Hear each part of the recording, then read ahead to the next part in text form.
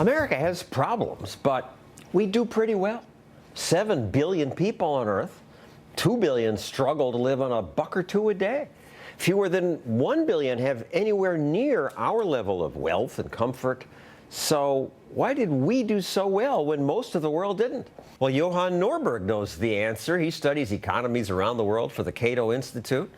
What's the answer? The secret is to allow experiments, to allow millions of people to try out in their own lives, to find out new businesses, new innovations, new technologies.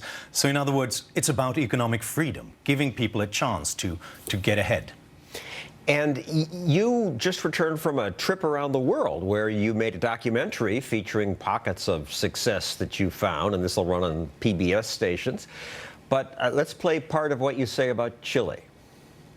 Chile is a stunning example of what can happen when a country embraces economic freedom. In 1975, Chile was next to last among all the countries ranked by the Fraser Report. Today, it is among the world's top 10 economically free countries. This happened because the Chilean dictator hired a group of young economists from the University of Chicago, students influenced by Milton Friedman. They came to be known as the Chicago Boys, and they persuaded him to try free market reforms. Chile implemented an open trade policy, returned businesses to private ownership, and privatized the pension system. Its poverty rate was then 40%. Today, it is 14%. Now, you referenced something called the Fraser Report. What's that? That's an attempt to objectively measure the economic freedom of a country, to try to come up with a mathematical formula where we use all the statistics we got from different countries. How free are people to start a business? How free are they to trade with foreigners, and so on? And with the help of that, we come up with a ranking, and with that, we can correlate it and look at other things. So free countries, the best places to live are the freest countries at the top of the list. Hong Kong, Singapore, New Zealand, the United States used to be number 2. Now it's fallen to 17. Why did that happen? The world has been liberalized to a dramatic extent because people realize that this creates very great opportunities to them. I think in the United States, one problem is that you take wealth for granted. When you've had it for generations, you stop thinking about where did this come from? What are the productive forces, the investments, the entrepreneurship that makes this happen?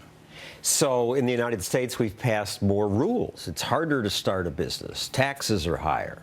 And that dropped us on the list? Yeah, and you bail out the automotive industry and you don't really respect the property rights over there. And all those things are dangerous. I mean, a reputation of a country, it stays for quite a while, but it takes a lot of time to build it, to make people certain that in the long run, if I invest in the future, then I'll get ahead and my children would lead a better life. But if you start to mess with that too much, with too much of arbitrary government, people will be much more short-term, and that's dangerous.